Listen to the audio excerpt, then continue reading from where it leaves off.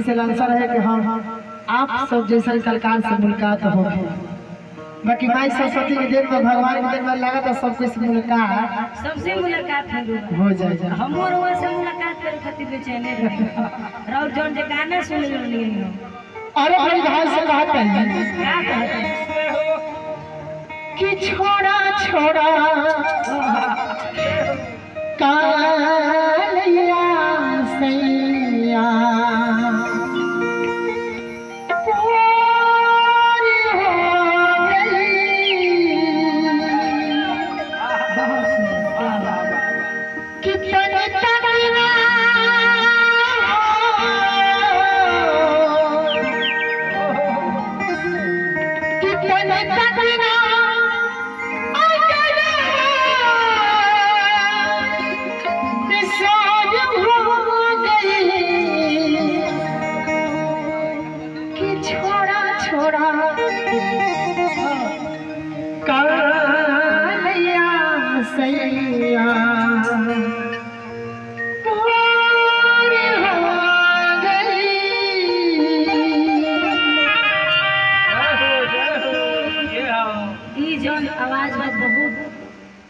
आवाज में क्वालिटी बा।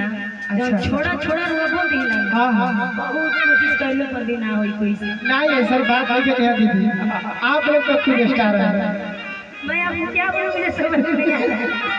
आप मुझे दीदी मत हम लोग दोस्त हैं। हां दोस्त है ना। चलिए दोस्त जो भी है जो कहकर जी लेना है जी लेना है। बढ़िया कि छोड़ा छोड़ा कालिया सैया हो गई छोड़ा छोड़ा कालिया सैया हो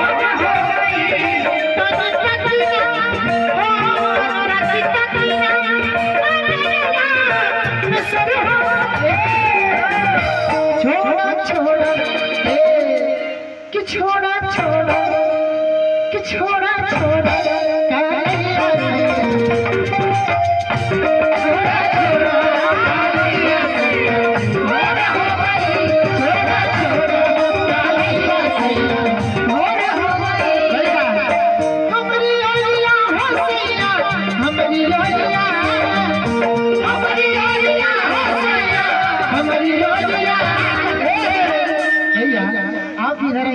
राजा भैया पीछे रहा पीछे न आगे नहीं आगे हमारी आलिया होसिया हमारी आलिया हमारी आलिया होसिया हमारी आलिया करो मेरा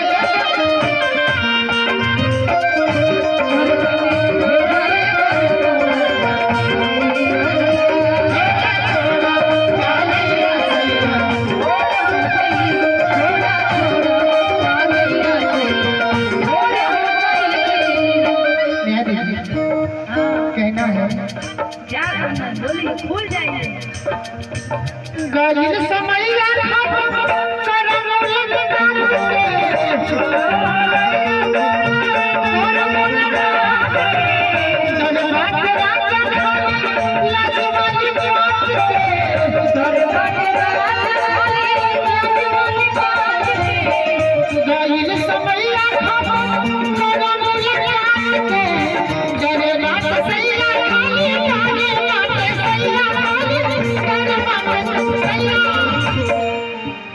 करम बात सैया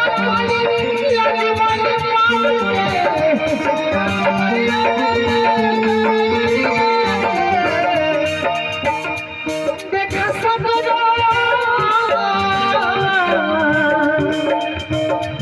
देखा सगरो चिड़ैया किसर हो गई देखा सगरो चिड़ैया किसर हो गई छोड़ा छोड़ा कि छोड़ा छोड़ा कालिया सैया हो गई छोड़ा छोड़ा कालिया सैया हो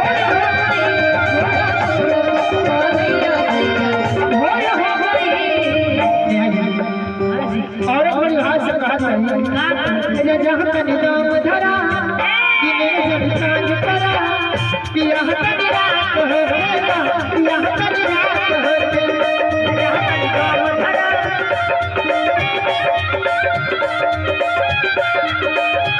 पिया तनी रात हो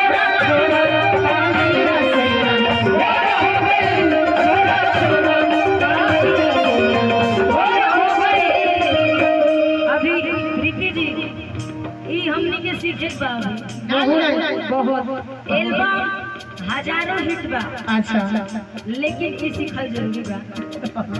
ई तो बात है। लेकिन जौन हकीकत बा तौन बा। हाँ कोई कितनो यहाँ भी डायमंड स्टार हो उससे मतलब नहीं के। यहाँ के सरकारी एगो अलगे बा, राउंड दरबार भोजपुरी में एगो अलगे बा। हमने के नौजवान भाई लोग खातिर गा दे से आज भर ढील दो बलमुआ तो बलब गा दे हैं और कोनो जितना गाना बस सब गा दे, लेकिन बुजुर्ग लोग खातिर भी ई गाना गावल जरूरी बा। एकदम जरूरी बा। और हमने के सीखे बा एकदम अब भोजपुरी के बचावल भी जरूरी है। हां बहुत से हमने के सीखे बा ई गाना। सही बात।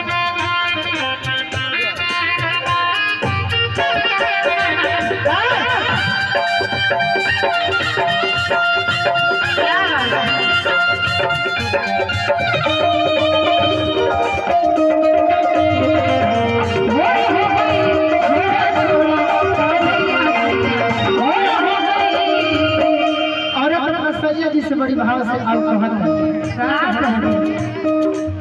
साथ जय हम मंदिर जय हम फुलवारी जय हम फुलवारी। हेलो भैया